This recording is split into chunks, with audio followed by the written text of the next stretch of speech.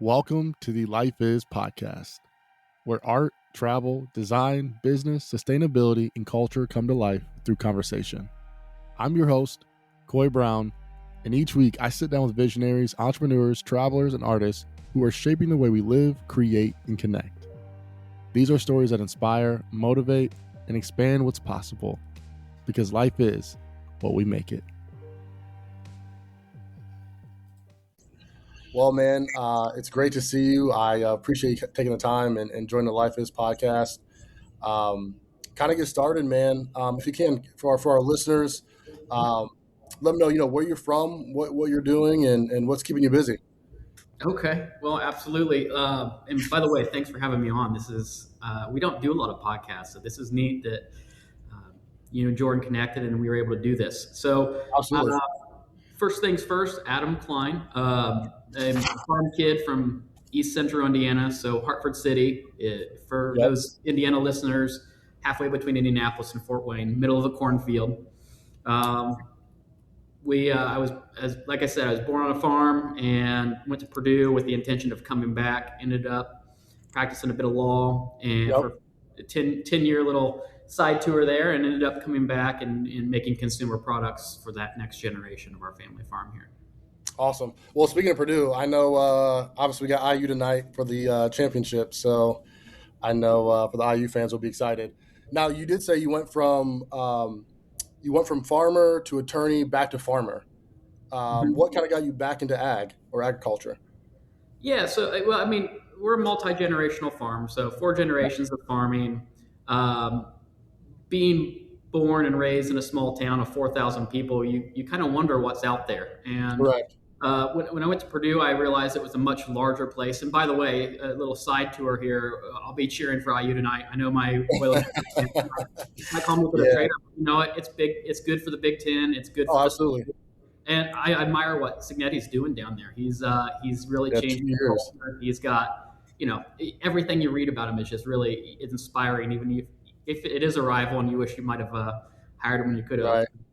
Right. So, look, I went to law school after getting my undergrad in economics at Purdue. Yep. My dad and I actually sat down my senior year, and he's like, "Hey, the farm, I don't know if it's going to be able to sustain you coming back. You might try to get some extra experience or some value add." And so I went to law school with the intention of helping farmers business succession plan. So if you're only adjacently familiar with farming, pretty capital intensive. Land is expensive. Tractors are expensive. Inputs are expensive. And so it's hard to bring a next generation back and justify enough savings to be able to retire a farmer and give them the cash flow that they need. So I went to law school, helped farmers do that, acquired real estate, had a lot of fun practicing law, but ultimately felt called back to continue the family business. And we saw the most direct path forward as a value-added crop. We sat down, and corn and soybeans, it was tough to justify that and make the numbers. In 2018, the U.S. Farm Bill included hemp provisions that allowed us to grow a crop that was never available before. And that business had pivoted and pivoted and pivoted. But we're here today, and we're proud of what we've built and happy to discuss anything you want today. Yeah, no, I appreciate that, man. That's awesome. Thanks for the added value there for our guest. Speaking of that, you kind of jumped ahead, because one of the questions I was going to ask you is, speaking of Floral, right? You guys have this THC beverage company, which I think is phenomenal. Can you describe what farm to fridge really means? If someone's kind of hearing this, right, farm to fridge, for the first time, what does that actually mean from like a day-to-day perspective, or just kind of explain that to a viewer? Yeah, so farm to fridge, obviously, in our context, means that we're controlling from planting the seeds to growing the crop and harvesting it and extracting the hemp-based extracts, refining those. In fact, behind me is a machine that purifies that. I was out in the lab today, and this is probably the greatest place in the facility to be able to do a podcast. But we then make it water soluble, and we can it on site, and then if we're going through our adult beverage 3-tier partners, we'll ship pallets out to our distributors, or if you order on our website, then we'll ship it directly out of our facility here. So from the seedling to the finished can, we control all aspects of that. And we did that because we with a new ingredient like hemp-derived THC, we wanted to take the question marks out of Mm, where it was made, how it was extracted, and the yeah. processes that are attached with it. Yeah, it's really good. It's funny because that was my next question. Is like, why kind of vertically integrated, if you will? And I totally agree, especially in the beginning too. Kind of just speaking offline, the hemp industry has been right, kind of up and down. Kind of finding its way, if you will. And to your point, controlling the start point is crucial to know that here's where it's at. We control it. We can test it. We know the levels, and can kind of start from there. So very, very important. Kind of switching gears here. Oh, go ahead. No, yeah, you're exactly right. So, for those who are just joining and might not be familiar with the business model, when Yeah. hemp came out, you had a lot of farmers who were interested in it. Corn and soybeans, they're narrow margin items. So, you had a bunch of Hmm. farmers wanting to grow this crop. And from the outset, we decided, you can't trade this in the Chicago Board of Trade. Who are we going to sell it to? So, Correct. we made the investment in capital infrastructure to extract and add value. And initially, we wanted to make CBD. There just weren't enough regulations around it that you had broad market adoption. So Kroger and Hmm. weren't buying these products. So we, as the market as it goes, you have farmers who are going to sell to a processor. That processor takes that hemp plant and pulls the Hmm. oil out of it. Some will purify it. Some will just leave it as a crude oil and allow ingredients labs to make it into what they want. But here, we take it, we extract it, we purify it, and we're sort of vertically integrated in the fact that we wanted to be able to provide the consumer with transparency. You walk into Whole Foods and you're willing to pay a premium for organic ingredients Yep. that you know where it came from. Well, the same applies here. We provide all the process documentation and take the mystery out of the product. Yeah, that's awesome. Yeah, especially with now. I mean, we'll get to it later, but more than ever, whether it's hemp or just organic, people, I would say nowadays are looking at the ingredients. They want to know where it's coming from. Who's farming it, where it's getting sourced. People are health conscious or food conscious, if you will, to figure out what's going on, whether it's drinks or food. For sure. Um, Switching gears here. Speaking of your farm, you obviously multi generational, which is awesome. How has your family's history, in your opinion, shaped Floral's mission and principles? Oh, good question. Yeah. Well, I will say so on Klein Family Farms in Hartford City, our farming tagline is innovative farming with integrity. And those are the values that have been instilled in any business that our family touches. So, my dad's forgotten more about farming than I'll probably ever know. He's a master farmer. He's really good at what he does. And my skill set is just a little bit different. I don't have the agronomic wherewithal that he does. But uh, Hmm. those values were critical in shaping what we're doing here because from the outset, what our team decided was, look, there's no way you can cut corners here. We're not going to be Sure. the lowest price product, but we'll use some of our verticality to offset some of those costs across the product. Hmm. And so when we talk about not cutting corners, we're obviously growing our own hemp. We're not buying the cheapest hemp that you can find out there. We're using great equipment here to be able to extract it and purify it. And my professors at Purdue will hate hearing this, but I took one chemistry class at Purdue, and it was a freshman level class, and I went when there was quizzes as a senior, and so I wasn't chemistry intellectual horsepower here. So we brought folks in from Dow, from Vanderbilt Central Nervous System Drug Discovery Labs, from Eli Lilly, and they really perfected the intellectual property. So I don't want listeners to Yeah. think that we're doing this in buckets in a barn, but so we don't cut corners. You're getting a good quality product, and that product, I think that we'll probably talk a little bit more later. Is that I can tell within 6 rows of our field where any of our cans came from, and Hmm. we trace the product back there because we want the consumer to know, on the QR code we can tell you in what on June 23rd how hot it was that day, and if there was anything that happened in that field. And I think that's an important part of the consumer journey. Yeah, yeah, for sure. And actually, yeah, it's one of my questions we'll get to later when it goes from farm to fridge. Um, and just hearing that too, when I hear, I love the tagline innovation, innovation farming with integrity, right? I think that was correct. High standard, honesty, like you said, you're going to get no cutting corners. So a high quality product. When you shifted internally, or I guess what shifted for you internally when you decided to stop selling crops and start selling a beverage brand or company? Well, if I had to go back to 2000 and what was it, 18, Adam, right before COVID hit, if I wanted to start a new business, I probably would have took my own rear. So we opened this business, we grew our first crop, and then we started processing, and the world shut down because early 2020 COVID happened, and we were having toilet paper shortages and shortages of everything. And so retailers didn't want to expand new product offerings and new innovative concepts; they wanted to stock what they had. Yep. And when we started, the whole business model was, hey, we're going to take this hemp, we're going to extract it, and we're going to sell bulk ingredients of CBD. CBD, we didn't get the regulations that we had asked for. We didn't get the broad market adoption that we had asked for. So we thought, okay, well, we have to go back to the drawing board and pivot here. What do consumers want? And if there was a silver lining to COVID, it was that consumers are more mindful about what they put in their bodies. So we've seen alcohol sort of decline, or people being more mindful about their consumption.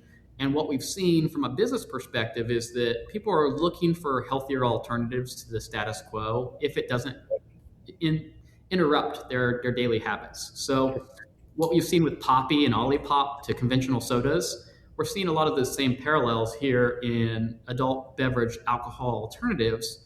A lot of people call it functional, but for us, our product is similar to alcohol in that it can take the edge off, but it doesn't make you sick and it doesn't make you fat, because we don't have dehydrating properties of alcohol and we don't have calories in a lot of our products. So,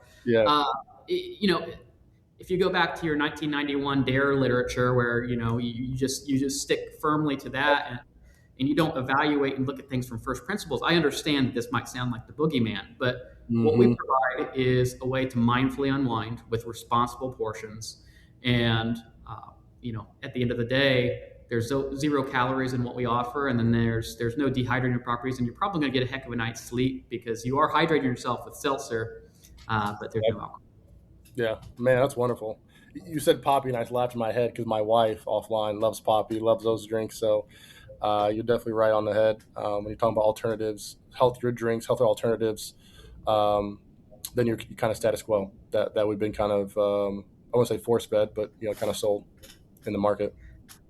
Yeah, and that's not the only time that's ever happened. I mean, you look at Alani Nu, and they disrupted the energy drink just by putting cleaner label ingredients into their products, and the consumer responds to that. And so, anytime you're having a discussion with people, you're never going to completely change their mind, but you can look at the actual facts and the clean label that we're putting forth, and the fact that this is a widespread enough ingredient and use case that if there were going to be negative side effects, we'd know about it by now. And so usually when we have legislative or regulatory concerns, it's not a fact-based argument, it's a boogeyman-based argument.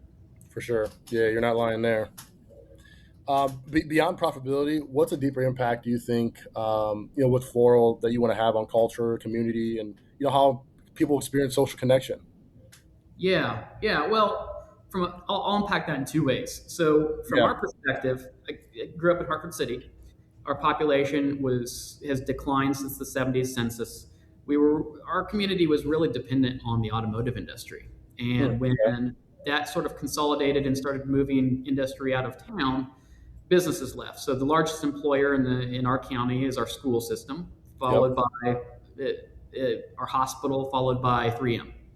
And I live in Indianapolis right now. It's an hour commute up to the farm, hour and 5-minute commute up to the farm every day. But we located in our hometown and nearby our hometown, we're at our processing facility, because we wanted to bring high-paying, innovative agricultural jobs back to our community.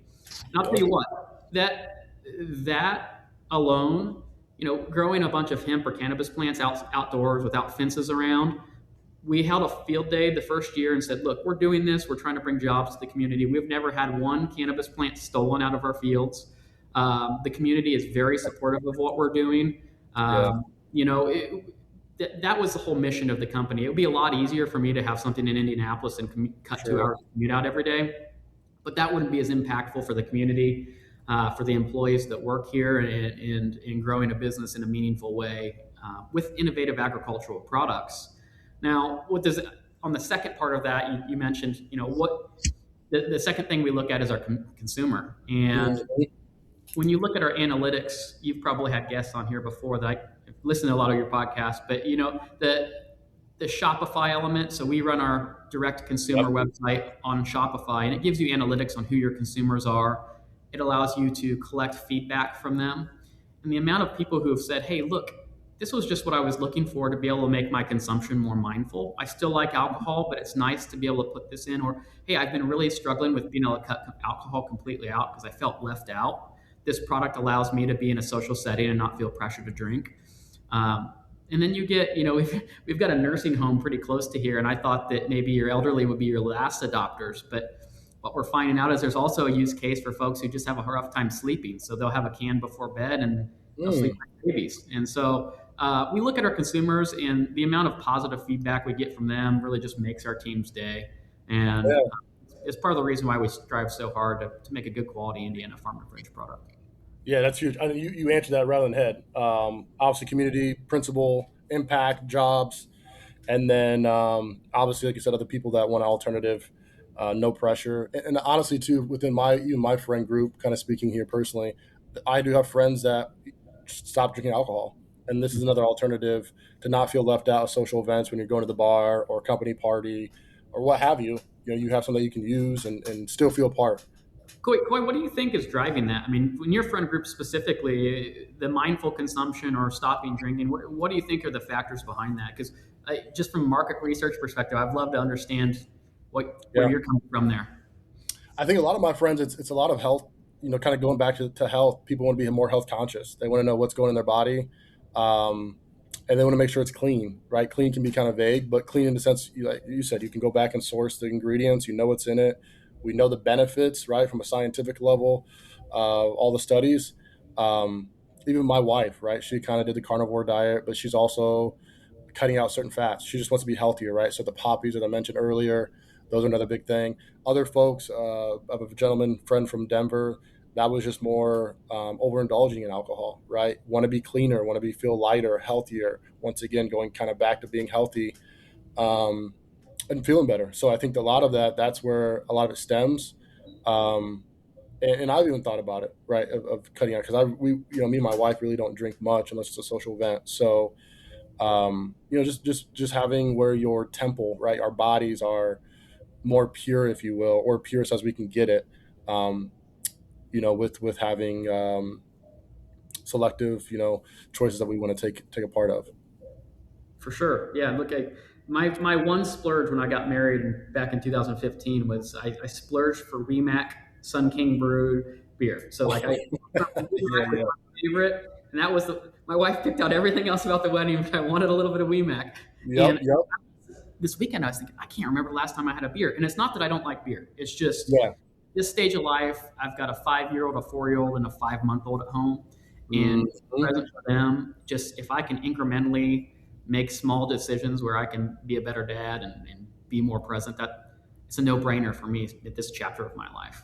Yeah, that's huge. No, you're right. That's awesome. All right, man. So as we move kind of forward here, you kind of already walked through this question. If you want, I'll let you explain. If not, we'll move forward. But talking about food from or farm from fridge, process, quality, and control. Walk us through kind of seed to soil to harvest, extraction, and canning. What does that journey look like? Like I said, go ahead. It might be a little bit easier to talk about the status quo right now. So if you've seen THC beverages out there, like I mentioned before, some farmer grew that hemp. And I'll spend a little bit more time on this just because it's kind of a cool story. Like a lot of people like wine tastings. They'll go out and try a wine, but they want to know a little bit more about the process. So let's talk about the process. Hemp itself is a fast-growing plant. It's like a small Christmas tree, and it does that in depending on the growth cycle, somewhere between 90 and 105 days. Yep. As the days get longer, that hemp plant is just growing, trying to outcompete all the plants around it. The summer solstice happens, and days start getting shorter. There's male and female hemp plants. So the males, they provide pollen, but they really don't provide any utility in producing oil. The female plant puts on this vibrantly colored flower, and depending on the particular hybrid that you're using or strain, depending on nomenclature, it'll look and smell a little bit different, but it puts a high potency smell, makes a very vibrant colored flower to try to attract pollinators. Yep. The hemp plant produces a lot of pollen, And so if you get males in your field, it's likely going to pollinate the entire field. One hemp plant can pollinate generally up to 20 miles if you get strong winds. And so Jeez. ditchweed or things like that can impact our fields. But we go out, and as those days start getting shorter, we'll start looking for male hemp plants and we'll pull them out of the field. We put trash bags over them and we zip tie it to make sure that as we carry it out of the field, it doesn't pollinate every plant down that row. Right. Coming from corn and soybeans, we're coming from large mechanized machines. You've got extremely large combines, grain carts, semis going through fields, and it was a reintroduction and a re-education for us for a high-touch plant that's much more like tobacco. Mm-hmm. So when we harvest the plant, what we need to do is we take these tree loppers. So you take loppers and it cuts off what is about, about 1.5 to 2 inch stalk at the base.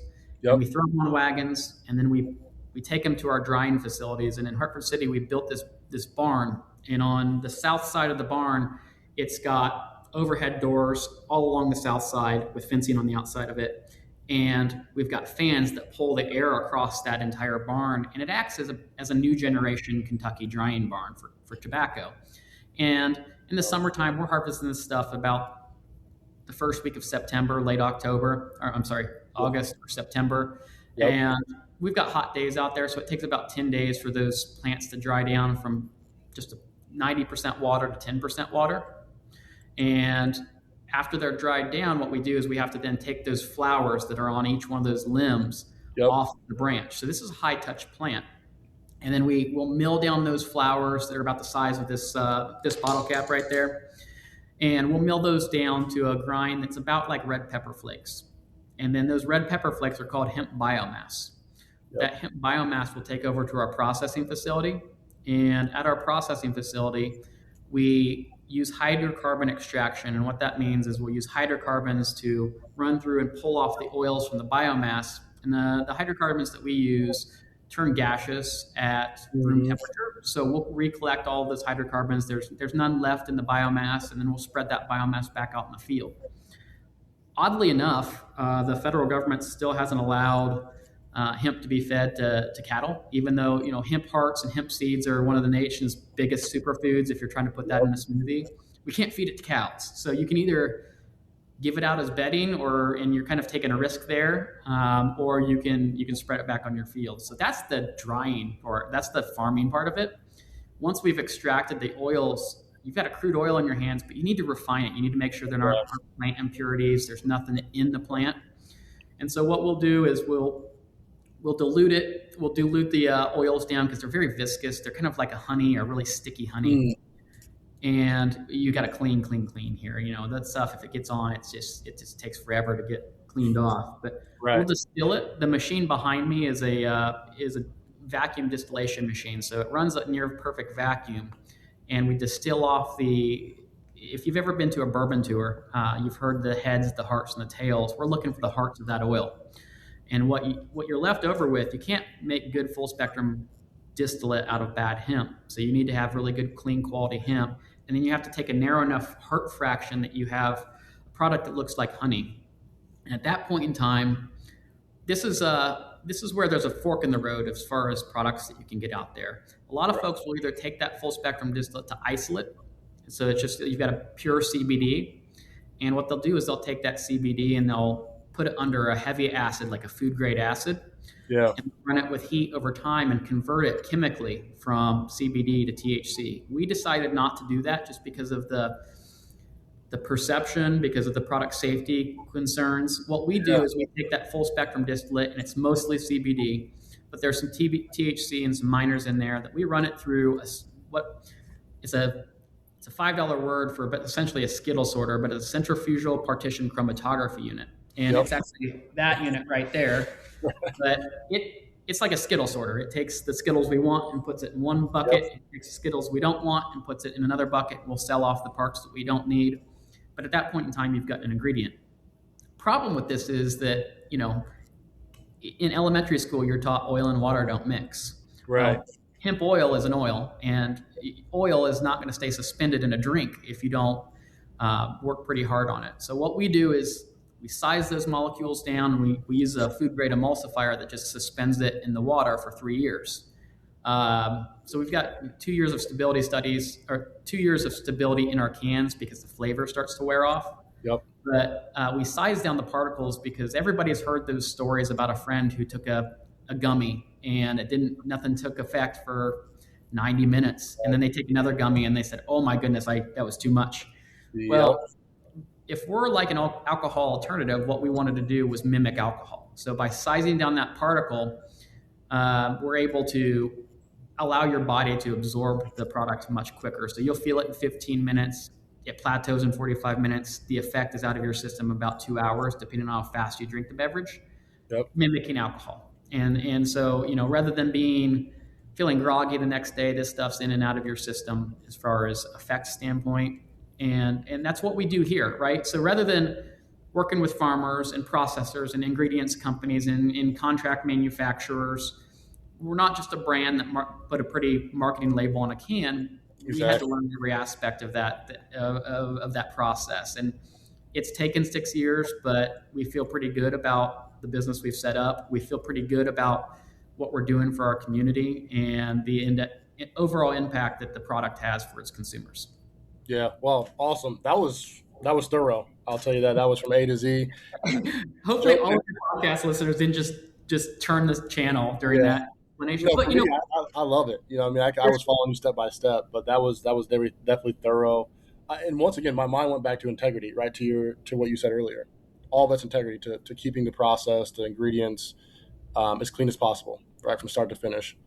Yeah, nobody's talking about how this stuff is made. They just see it on a can on the shelf, and it might have a pretty label, but here's how it's made. Yeah, that's the. And it's easy to forget about that, right? We go to the supermarket, we go to the stores, and it's like, here's your meat, here's your drinks, and that's we buy it and go home, but we really don't think about what was the in between process, what was happening to get it here in the packaging. Yeah, so man, that's awesome. Okay, so that's great. Speaking of that, once again, you kind of already touched on this, but you mentioned able to trace a single can or a 6-pack specifically back to your row of crops.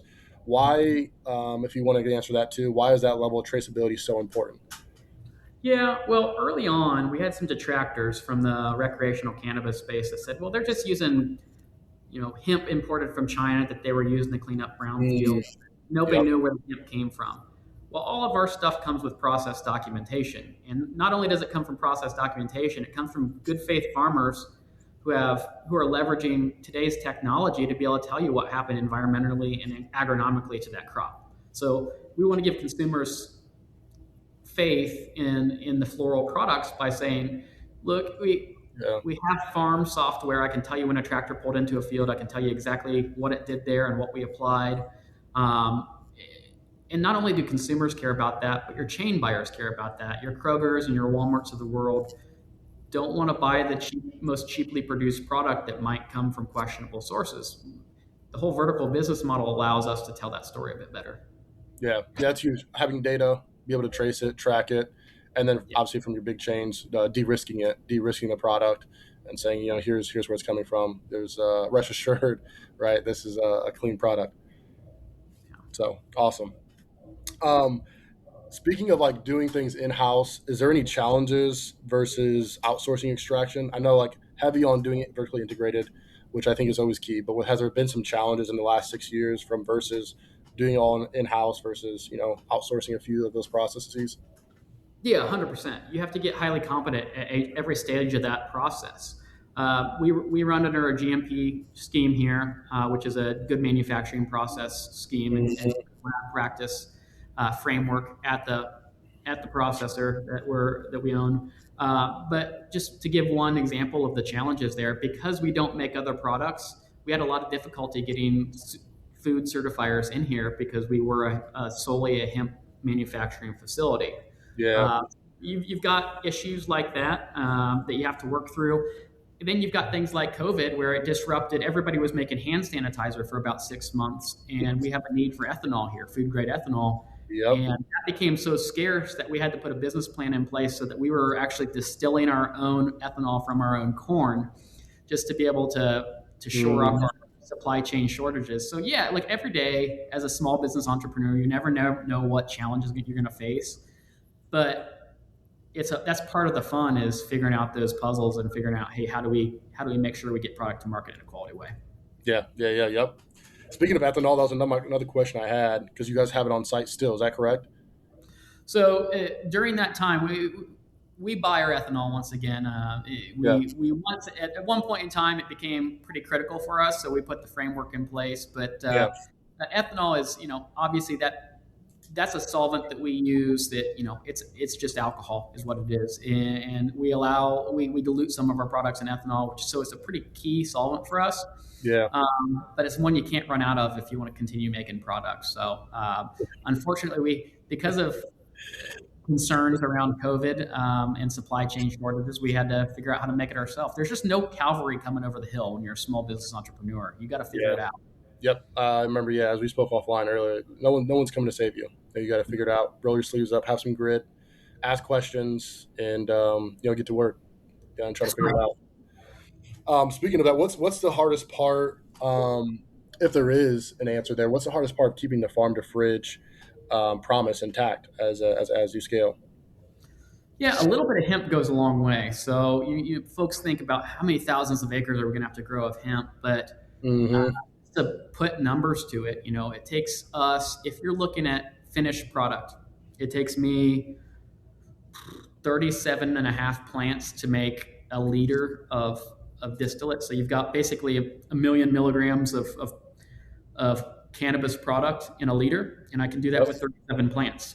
It takes us, we plant 1,850 plants per acre, so you're making a lot of liters here.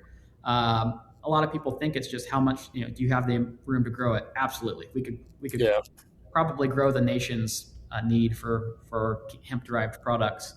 The real factor is just making sure that you've got people trained up at every stage of the process. So when you're vertical, if you have somebody taking a vacation, you need cross training so that somebody else can step in and fill those shoes and make sure the canning line continues to run if somebody's out of work that day because of a sick kid or whatever else happens. But with a small team, I think, as with any entrepreneur that you work with, having small teams, you got to work around that. And as we continue to build, we'll get more redundancies there. But right now, it's just working with what we've got and the staffing that we've got. Yeah. And speaking of kind of going offline here, just because I'm curious, speaking of hiring, how was that process, right? I know you guys had sounds like you got a great team of scientists, right, to know all the bigger things. But how did the hiring go to finding the right people in the, I don't know, I would say on the floor, if you will, to fulfill those positions? And to your point, if someone's gone, making sure that someone can step in, next play, if you will, use kind of a football analogy that can keep the thing kind of going. Well, that's been interesting in this industry, because when hemp first came out, it had a lot of interest from folks from other industries. So, this is something new, something innovative. You get to start on the ground floor. Talent acquisition was not hard at that point in time. I mean, it was easy to get somebody who was tired of doing what they were doing at their normal lab job. And we pride ourselves in the fact that we headhunt from folks outside, specifically outside of the cannabis industry. So we want to see somebody's track record of success outside of cannabis. And then we look for specific skills we need within our company and say, look, you've done an excellent job at X chemical company. You've led the way here. It looks like you've got a great track record. We'd like to be able to plug into this specific aspect of Heartland Harvest or Floral Beverages. Yeah. That part's fairly easy. What's hard is that the uncertainty now that you're seeing a lot from the federal level and from the state level, since we've started in the 2018 Farm Bill was passed in December of 2018. So 2019 was our first crop. Yeah. And every year at the State House, I have to stop trying to run my business and I need to go down to the State House and advocate for why this agricultural processor should still be able to operate. And there's generally 2 sessions per year, and there's just generally at least one scare per session. Yeah. And if you were a well-renowned chemist or scientist at a company like Dow, why would you be incentivized to leave that sure thing to come where your business, the boss has to go to the State House every year to make sure you still have a job? And that's hard. That chills the talent pool for us. It does, and to a certain extent, even on the sales and marketing side, if you're working in a great marketing agency or if you're working at a a great alcohol brand, how am I going to get the best and the brightest if there's uncertainty whether that job's going to exist in 9 months? That's tough. So if there's been the biggest challenge to our company so far has just been the government interference associated with hemp. And look, we're not looking for a free pass here. In fact, that we want to sort the bad apples out. We've been asking for regulations since January of 2019. Unfortunately, a lot of times the easier solution for a lot of legislators is like, I don't understand this, I want to ban it, rather than the technology. My 72-year-old father-in-law still gets carded when he buys wine, and the technology does exist to keep this out of the hands of minors, and it's just checking an ID and having repercussions in place if you don't check IDs. So that quality framework in place, a uniform quality framework that focuses on what you're doing to produce a safe product and keep consumers safe, that's not beyond the realm of what we can legislate. I mean, we're asking for this stuff, but unfortunately, just everybody's taken that leaflet out of their 1999 dare book and not look at things from first principles. And it's frustrating. As an entrepreneur, you're told, hey, go out, create jobs, start businesses, spend your capital, your time, your resources, time away from family, and then this happens. And so that part's a little bit tough to swallow. But outside of the government interference, we've created a sustainable business here that 82% of consumers want. It's something that we've created that pays its own way, and there's a lot of interest from larger strategic players out there as well. So we're just looking to get some of this uncertainty out of the way and continue business as is. Yeah, no, that's important. I think the good part is you guys are proactive, right? You want these regulations, like you said, we have the bad apples because there's always going to be some, especially in a new kind of field, if you will, especially with hemp as it came out in 2018, the Farm Bill. And we all know too, this is my own opinion, but legislation is slow. And to your point, what they don't know, they want to shun and write it off, and you got people like yourself, other players in the field, whether it's fiber or grain, that this is a value. This whole plant has value and utility for a variety of fields and applications that can, boost the economy, boost different fields of work. So yeah, that can definitely be challenging. I know that would probably, in my words, probably piss me off, right? You're doing these things, you're sacrificing, doing these things, trying to bring on great talent, right? And trying to calm the waters to say, hey, this is great. This is a great place to be. Well, first mover advantage. The first ones through the door are the ones who take all the bullets, right? And so we're trying to create a framework here, having good dialogue with folks to just help with education. Because once you realize and you start looking at this stuff from facts and data and deaths associated with adult beverages in the different types, it's pretty clear that this stuff, it's much better to regulate it and provide consumers with the option and let them make an informed opinion rather than just banning it and relegating it to alcohol. Totally agree. Totally agree. Speaking of consumers too, which is a great segue here. What is Floral's? Who's your guys' ideal customer, and has that surprised you? I know you mentioned a few kind of cohorts, if you will. Yeah. We've got three that have emerged over the years. Floral. I'll back up just a second. Floral and all of the artwork for Floral was made on Canva on my personal laptop. So this wasn't some high-end art that was out there that helped advise us. Floral, as it looks today, was just simply some guy who had an economics degree and was a law guy and a farmer with absolutely zero understanding of how to market to people. And so that's what our cans look like today. And it's what is evolved. They're great. Well, thank you. We tried hard, but what we've seen as an unintended, I wouldn't say it's a consequence, it's just the effect, is that we skew naturally feminine a bit. And so the reason why we did that was we wanted a clean looking can that didn't have like a Bob Marley kind of like, kind of the stoner culture references on it. We wanted it to just look like an alcohol alternative. And so our number one avatar is young professionals, generally in their mid to late 20s up to their late 40s.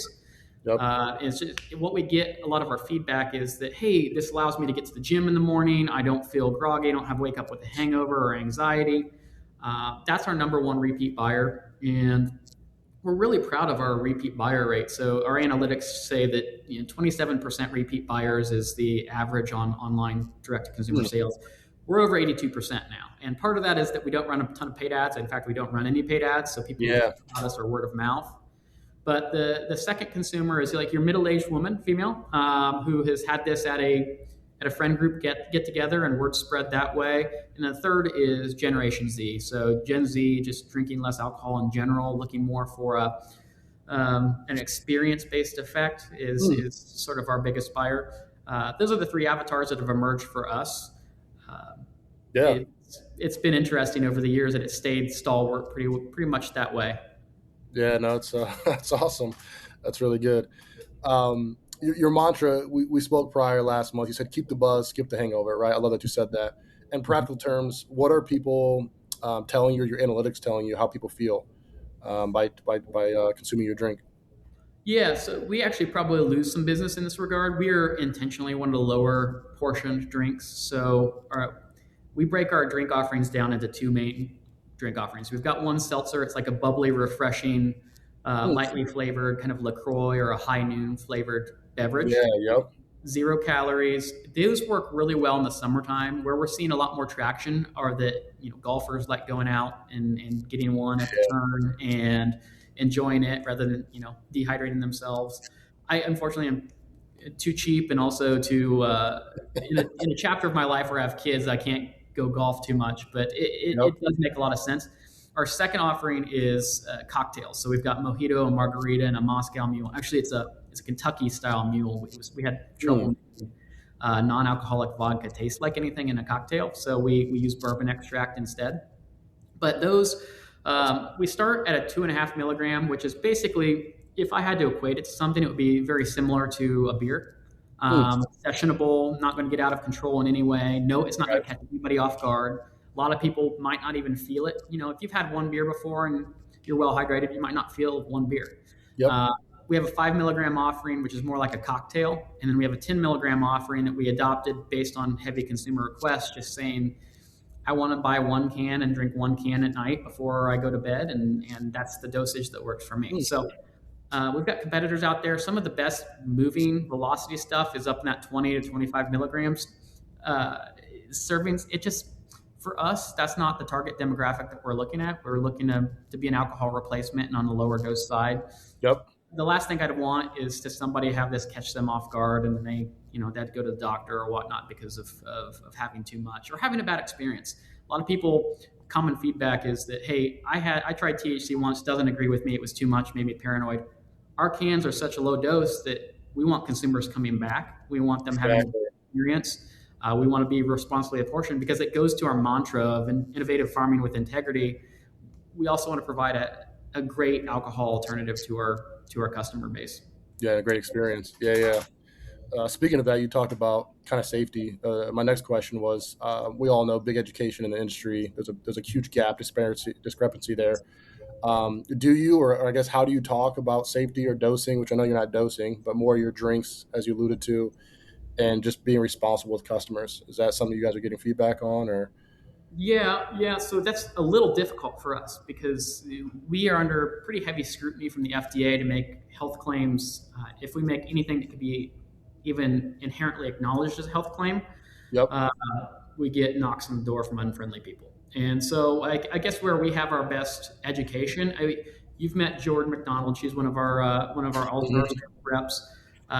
She's really good about getting out into the Total Wines of the world, Big Red, any kind of retailer that's doing velocity and just setting up a table and offering samples. We have dosed and non-dosed portions so people can ask questions about, hey, how's this going to affect me? When should I feel it? What's the effect that I expect? And having a genuine conversation that, look, this is what consumers generally feel. This is not like alcohol. And this is important to note. This isn't like alcohol where it's correlated with body size. Your body's endocannabinoid system, which is the receptors that absorb CBD and THC, that is the dictating factor of how it's going to affect you. It doesn't have any kind of correlation with size. Our CFO, he's 6'4", 260, 270. Depends on size. Yeah, he 2.5 milligram can is his portion. That's all he needs. I'm a stocky 5'7", 170 pound guy who, I fall right in the middle of the bell curve. And then my dad, who's 5'10" or 5'11" at the same weight, he doesn't feel it until he really feels it, and Yeah. that's Yep. so there's no rhyme or reason. So we always say start slow, start low. If you have one and don't feel anything, that's a great litmus test to be able to drink a little bit more the next time. Yep. It's not dissimilar from the first beer that somebody has. Nobody knows what that's going to feel like until you have it, and so you gotta start with a toe in the water and move on from there. Yeah. Absolutely. Is there anything you what was that? Well, this is coming from somebody, by the way, in college and practicing law. When I got hired, if you said the letters THC in the hallways, I would have been terminated. I was straight edge in college. This was not something that, if you would have said in 2018, hey, Adam, it's 2026 and you're selling THC beverages to grocery stores, I would have said you're off your rocker. But, life takes us different turns. And so, look, I think this has a mainstream appeal because of the ease of substituting what people typically use and then have some downsides, especially as they age. After I became, it's like the calendar knew when I turned 30, if I had 2 IPAs, the next day I'm going to have a headache for most of the morning. And so just getting older, that's happened with me. And so I think you're seeing adoption from folks who just want something that doesn't make them feel quite as bad. Mm-hmm. Yeah, as you get up in age, metabolism slows down, things start to change a little bit. So you got to be a little more on edge of what you take, what you consume. I'm not trying to rep weights like you are, but I can tell you I'm aging and I need to take it a little easier on my body. No, same. Speaking of, I need to get myself in shape. Me and my wife were just talking about it. But as we kind of go forward here, speaking of sustainability, kind of regeneration topics here, what does sustainability mean to you guys there? Either yourself, beyond just marketing language that is very common in the industry. I look more inward for that question. That's a super perceptive question, Coy. Yeah. 2 ways.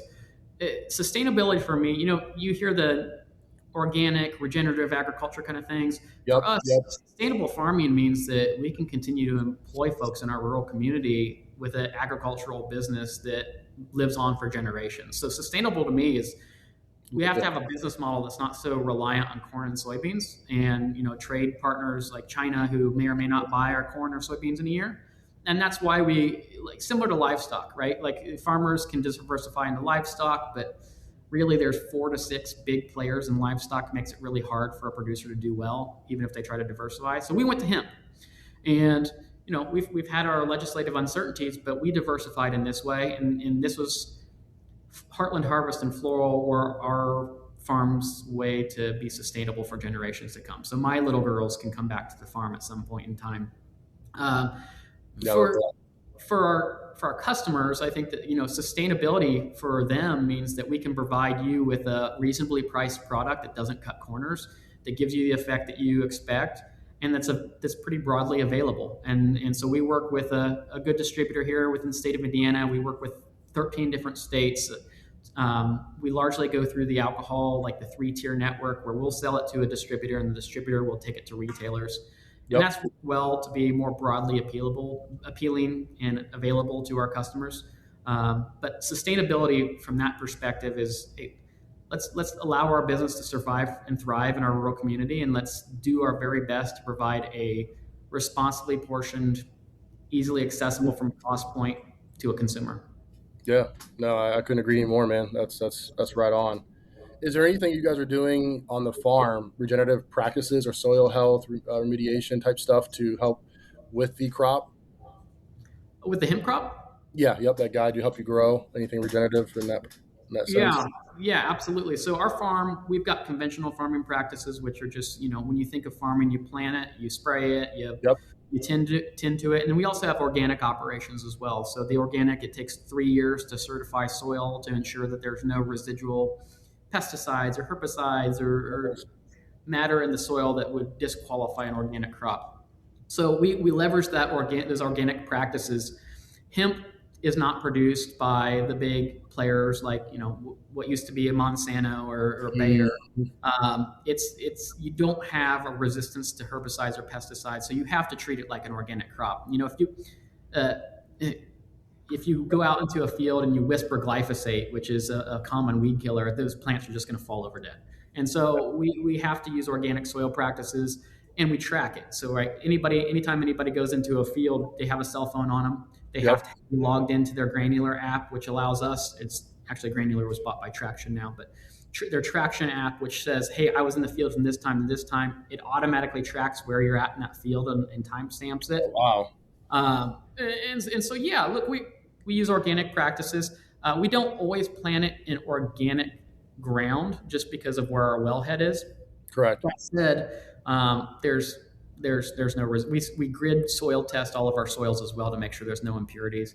The wild thing about hemp, and I didn't know this before, is that it acts as a bioaccumulator. So if you've got any heavy metals or pesticides, those roots are going to suck it up, and it's going to get concentrated in that flower. And then when you take those oils from those flowers, you're concentrating it 500, 600, 700 times, and you're really concentrating those toxins. So that's why we take such care in testing our soil before we ever put the first hemp plant in the field.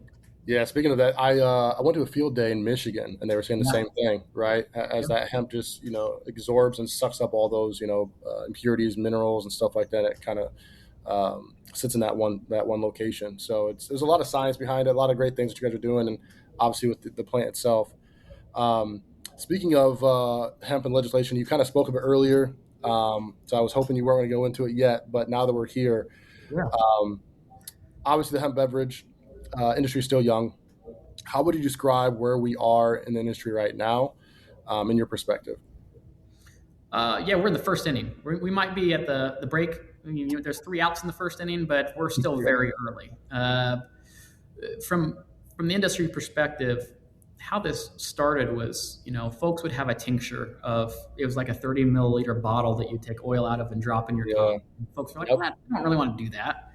And then you had the gummy craze, and in gummies and vapes, we looked at those and we said, well, does that comport with the values of our company? And vapes weren't necessarily, especially at that time, there were some issues with people's lungs and lung health with vape. That's just not where we wanted to be as a company. And we looked at gummies, and it's really hard to get a standard dose across gummies. So when you're working with hemp oil, it naturally wants to behave like a maple syrup, and you heat it up. And even when you heat it up, it's difficult to say with certainty how many milligrams made it into a little portion of a candy or a gummy that you're trying to eat. And so we said, look, people have been gathered around since they've been gathered around a fire and drinking beverages to be social. Let's aim for that. And where we're at as an industry, I said 3 years ago, and everybody looked at me like I had tinfoil on my head. I think the majority of cannabis will be consumed via beverage because people find community in doing that versus nobody's cheersing a gummy. When you're vaping, you're kind of relegated outside so that it doesn't make your house smell skunky. And I think that's becoming more and more true. What we've had though here, and by the way, I want to reverse this a second. Our first were rough tasting. It was rough tasting. So the first thing we released, and here's why. Cannabis and hops are close cousins, and hops are the thing that make your beer taste bitter. In fact, it's called IBUs. I think it's International Bitterness Units, or somebody maybe in the comments will fix that. But when you add hemp to a beverage, it's going to naturally make it taste more astringent or bitter. So we had to work for a long time to make those drinks taste good. And it wasn't just us. Competitors alike struggled with that. And beverage taste has come a long way. In fact, it's indistinguishable in our beverages now. But our first products, you always hear from entrepreneurs, hey, if you're proud of your first product, you waited too long. We didn't wait too long because our stuff was rough. But if you try a floral product today, you shouldn't taste it at all. But where we're at in the beverage space is that you've got these, what you would say is like craft beer startups, right? A lot of you'll get people who have created brands who might work with a co-packer or it might be through a brewery. You don't have big incumbents who are in there currently. So you don't have the Diageos of the world, the Anheuser-Busch's of the world coming out with their own products. I think that will probably change. Just looking at how, and we can talk about the federal bill here in a bit, but looking at how that had a chilling effect in the market, I think what you're going to see is you're going to see a lot of these companies who've taken off and done well. You're going to see valuations get reset a bit where, the entrepreneur might have an idea in their mind what their company is worth, but with a looming hemp ban, that allows bigger established adult beverage companies to get maybe a little bit better deal out of somebody they're trying to do business with. And so I don't think this is going away. I think you're just going to see a more maturing of the market where you have bigger brands begin to participate in inning 3, 4, and 5. Yep. Speaking of that too, you said you kind of helped leading a unified lobby as we spoke, the Shays Rebellion, which I thought was amazing to kind of lead the charge there. If you can't tell our viewers, what is it and why is it necessary? Yeah, so Shays Rebellion, for anybody who hasn't been in 8th grade history for a bit, back in the early days of America, you had farmers who were getting really hurt by tariffs. Believe it or not, we're back at tariffs, right? You had farmers who were getting really bad deals. They weren't able to make money, and they were still being forced to farm. And they said, "Look, we're going to march on Washington, and we're going to talk about why this is unfair." And so here we're today. We're faced with the same thing because in November, after 7 years of having this, we had the longest government shutdown in history, and the one cave point. And this was inserted after, I think it was 31 or 30 some odd days of being shut down. You have air traffic controllers and SNAP benefits and military benefits that are going to expire, or we can restart the government. But if we're going to restart the government, this is that one provision that got inserted at 8:27 at night on a Sunday night. And then a cloture vote, which means we're not going to talk about this anymore, happened 6 minutes after Senator McConnell put in language that banned intoxicating hemp in 1 year. And we're thinking, okay, if it's a public safety crisis, why are we giving everybody a year? And by the way, why are we attaching this to an omnibus spending bill versus just passing the law on its own? So, that was difficult for us to swallow as an industry because we've been asking for regulations, just not banning. And so this language got inserted into the bill. Senator McConnell is a senator from the state of Kentucky. His own counterpart in Kentucky, Rand Paul, said, "Hey, this is ridiculous. What are you doing? We have so many farmers that have transitioned from tobacco to hemp, and they rely on this." And if your definition, 95% of this $30 billion industry with 320,000 jobs dependent on it is gone, just because it doesn't meet the expectation of where the market went absent regulation, which we were asking. So right now, for any listener out there, we've got until November of this year to either do one of two things. We can either close our business, which we've spent millions on and years on, or we can get a government fix. And so we worked really closely, and I've got to commend a congressman here in the state of Indiana, Congressman Baird. He filed a bill last week which would allow us a 2-year extension to the scheduled ban. So what that does, it moves it from November of 2026 to November of 2028. The whole purpose behind this is it keeps us on the shot clock, keeps everybody engaged to get a good framework in place. It allows us to establish quality testing standards, quality production standards, a carding scenario where we age gate this to 21 plus. To me, I think that you spend 3 hours in a room and you should have a pretty common sense framework of how to do this.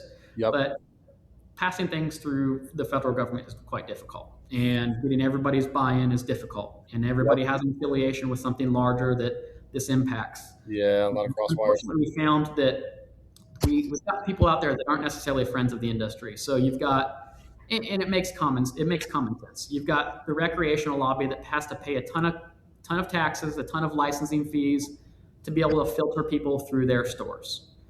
Okay, I understand that point. Then you've got the alcohol lobby that's saying, look, we've got declining sales. We don't need another competitor in the marketplace, especially if it's unregulated. Let's just ban it. And so unfortunately what we had was those two factions kind of came together, and rather than a responsible framework of moving forward that benefits hemp farmers and the Midwest farmers in general, we're now faced with a ban. And so we're working on that. Like I said, Congressman Baird put together a bill. We also have a sister bill that has, I believe at this point in time, is at the time we recorded this podcast, 15 senators have signed on to a clone bill in the Senate. Our hope is that we roll that into a continuing resolution, just like it got used against us. So it's funding bill that has to take place. Let's just roll it into that. Buy us a little bit of time to negotiate in good faith, get a framework in place that allows, and that's not just for consumer safety. It allows retailers to feel comfort in, hey, if I buy this, it's not going to be off my shelves again in 3 weeks, or I'm not going to get it. So that's the plan forward from a legislative level. What we've unfortunately as a business had to deal with is that states have gotten a little they've jumped the gun a bit. So to use an example, Yeah. in Ohio we had a hemp ban that got accelerated. So they're going to ban hemp effective in March. We had a beverage carve out that the governor line item vetoed. We're working through that right now. But, Ohio was a big state for us. We're 45 minutes from the state line, and we have a lot of retailers over there. So that's impacted our business. We've got some harmful bills that are making their way through the Indiana legislature. So it's not like, you're running a farm where I want to plant my crop and I want to, weather's my biggest risk. Our biggest risk is at the state house in doing enough education. At this point in time, we're just facing a lot of fatigue by other industry stakeholders. They've been going to the state house every 6 months for the last 7 years, and we're having the same conversation. Yep. So it's my hope that people will continue to show up until we get more common sense regulations in play. Yeah, and I think that too. Hopefully, the 2 year kind of gives, like you said, gives them some time to provide some facts, some figures, some data to kind of ease, the understanding, so that can obviously get through because it's needed. I think personally, if they would to ban THC beverages, that sets a really nasty precedent in all, I think, hemp industry, not just beverages. So I think getting this fixed is vitally important to go forward for the future. Right, next generations are going to carry this forward. As we're kind of wrapping up here, I'm kind of going to bounce around just due to time here, but kind of going to entrepreneurship, resilience, and culture. Within, you said there's no cavalry coming, right? And that's so true. What do you think that means, like in your daily leadership throughout your business? It's so odd. I took a lot of pride in practicing law. I came out of the Great Recession. So 2008, 2009, I graduated from Purdue in 2010, and everybody couldn't find a job, so everybody went to grad school or law school. And so there was a big old surplus of future would-be attorneys going into a pretty poor jobs market. And so, for law firms, I worked with a fabulous firm, Bose McKinney and Evans in Indianapolis, well-established firm, does quality work. They had 1,000 resumes that they could look through. So when they're being able to be selective, there's a lot of high expectations about workload, and I had a wonderful mentor there who taught me how to practice law at a high level. And you take a lot of pride in producing a good quality work product, especially when expectations are so high, because it's never enough if you can't do it. But when you become an entrepreneur, you're like, hey, you can't just bop into your boss's office and say, hey, how do I handle this?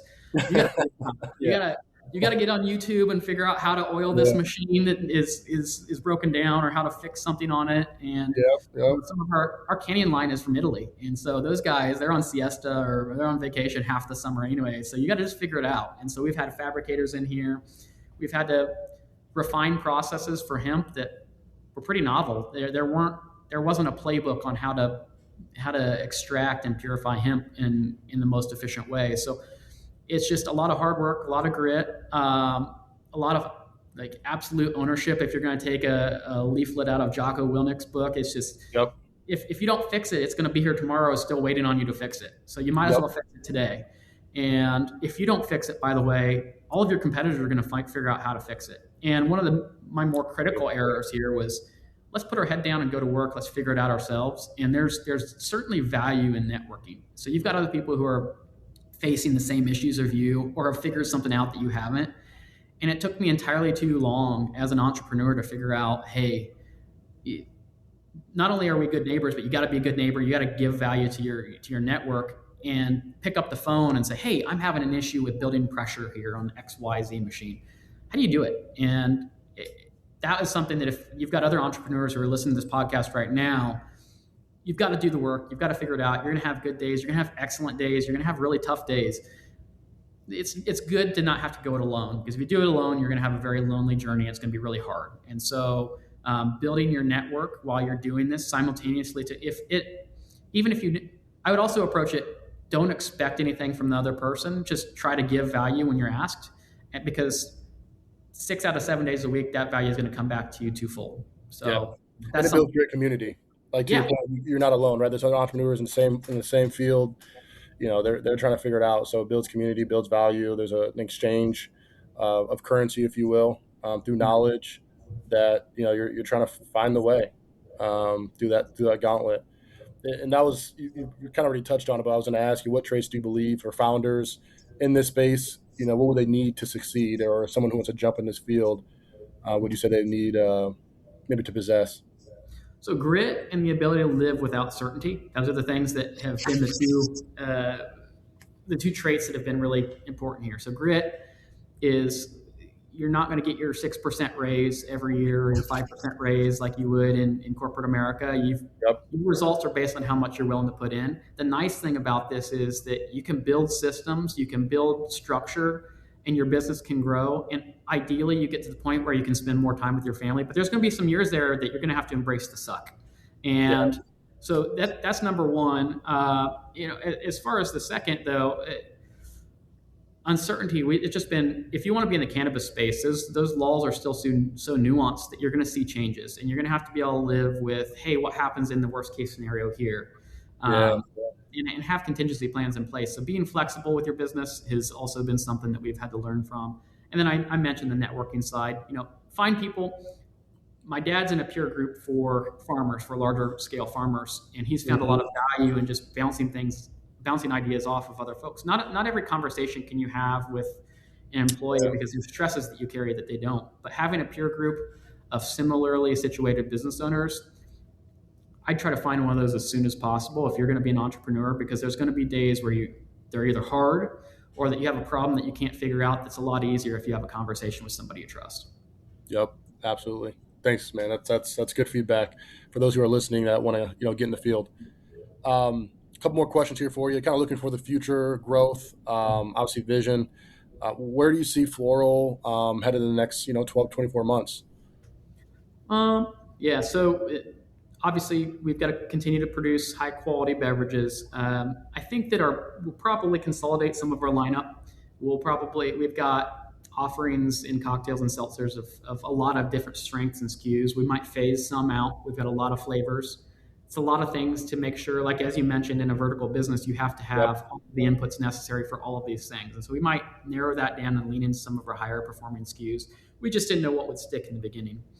We'll probably also look for some more strategic partnership.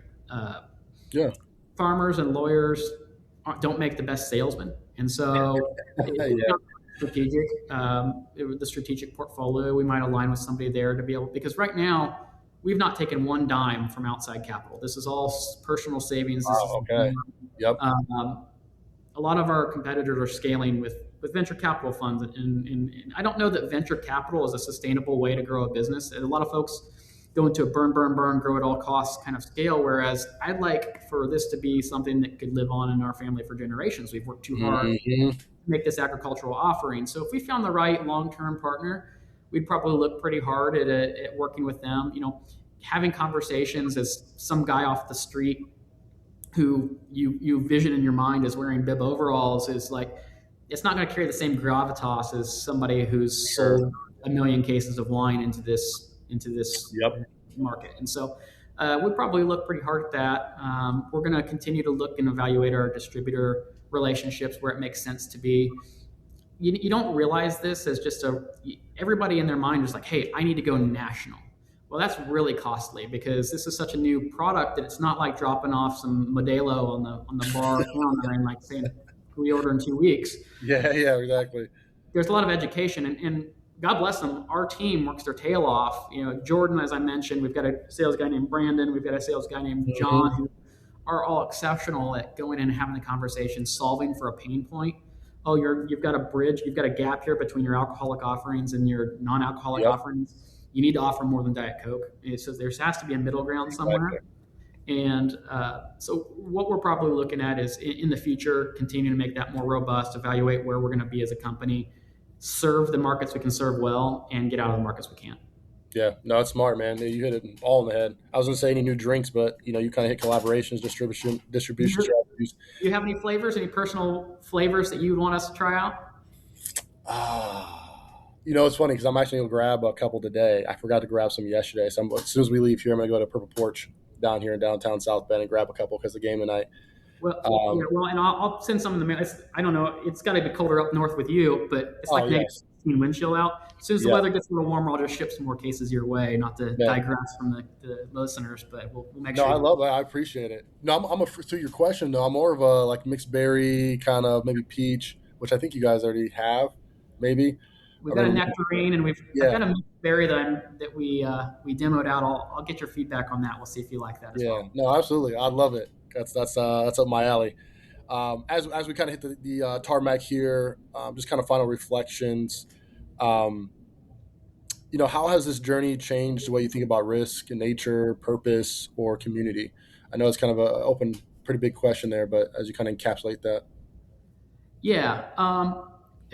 Well, one, as an attorney, you spend your entire career trying to minimize risk, Yep. and that almost has a reverberating effect in your personal life to take some extra risks that you wouldn't because you're always telling people no in your day job. So Mm-hmm. when I started this, I was probably too risk on, and after spending 6.5 years in this space, I can tell you it'd be really refreshing to be a little risk off. So I think we've taken plenty of risk here in trying to open up this market. And I think we need to get a Yeah. little bit more back to basics there. What it has done is it's focused me. Having three kids who seem like they're going to be toddlers forever, and one's going to be 6 here in Goes by a fast. month and 6 days. It forces you to cut out the noise. So like, hey, maybe you say no to other things that aren't necessarily as important, or you try to delegate some more as you scale. Yep. You can get back to what really matters, and that's like legacy. That's your kids, and that's the only thing that lives beyond you. You can't take your money with you. You need to raise a quality family. And so if there's been anything in this entrepreneurial journey, it's been you got to get really hyper focused on investing your time where it matters, and then reserving everything you can to those who really matter in your circle. And that's, for me, that's personally my family. Yeah. No, I can definitely hear it through your obviously your explanation. For, Family for is the huge. listeners, by the way, we rescheduled this podcast, and we rescheduled this podcast because I had a nasty habit of, hey, if it's for business, we can business comes first because that's where we are in the stage of the journey. And I reached out to Coy. We had my 6-year-old, my 5 almost 6-year-old. She had her first basketball game this weekend, and we've really been teaching her like, hey, listen to the coach. You don't need to be a polished Yeah. product in your first practice. And it's been fun because I got to participate. Thanks to Coy, I got to participate Yeah. in that and take part in my little girl's first basketball game. So thanks for redoing this on a Monday. You're such No, like I said, I totally, man, I love it. Honestly, family's huge to me. I know I have a little son. He's 3, daughter who's 9, about to be 10. Speaking of her, she's like a little lawyer.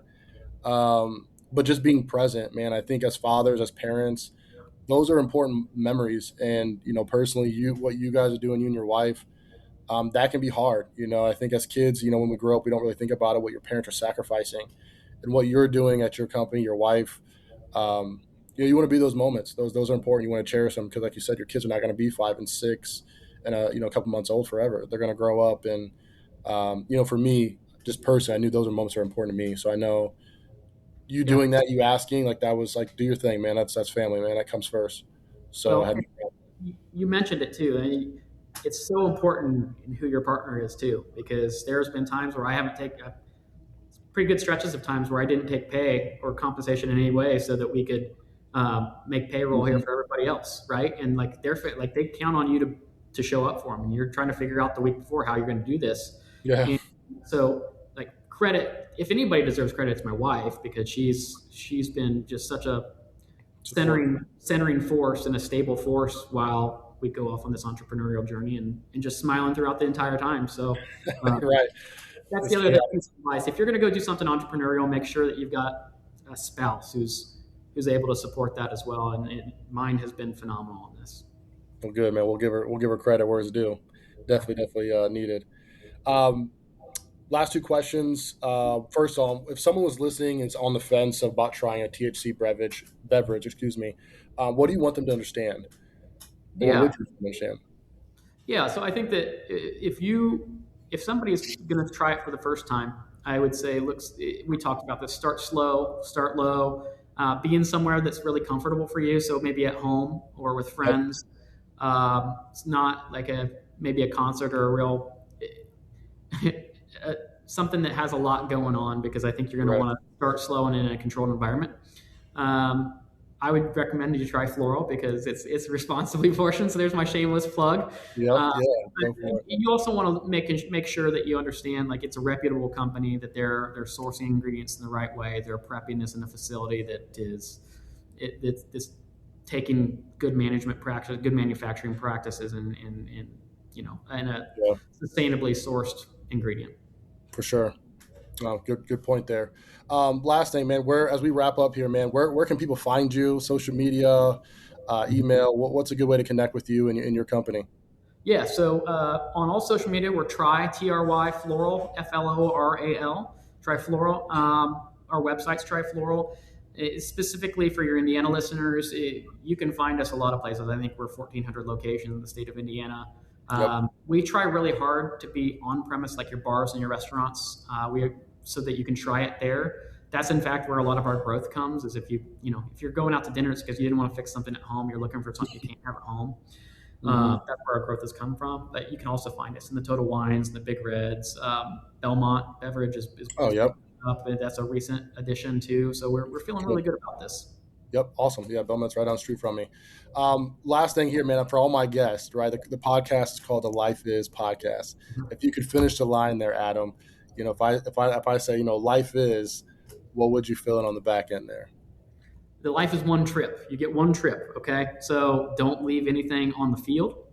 And, I'm living it right now, but I'd say, look, take your risks, because you don't want to get to the end of your life and say, I wish I would have done that. So the life is one trip. I love that. And you said, don't leave it on the field. You reminded me of my coach, Clark Lee, Vanderbilt guy. He's a coach at Vanderbilt. And he always said, man, leave nothing to chance. So I love that you said, just it's you get one trip, make it count, have fun while doing it and take some risk. Yeah. Well, I mean, look, I think it holds a lot of truth. Well, thank you, Adam, again, for joining the show. Great pleasure, man. I know we'll stay in communication, and just in gratitude, thank you for coming on the show, and for our guests, for listeners, try Floral, reach out to Adam, and wish you nothing but the best. Yeah, and we're a small enough company. If you reach out to Try Floral, it's not some marketing company. I'm behind this keyboard. Right. On Fridays, anything you guys need, you just let me know. Awesome. All right, man. Well, great. I appreciate it. All right. Thanks, Coy. All right. Take care. See ya. Thanks for tuning into the Life Is podcast. If today's conversation sparked something in you, share it with a friend, leave a review, or carry the insight forward in your own way. Remember, life is what you make it. Keep creating, keep exploring, and keep becoming. Life is art in motion.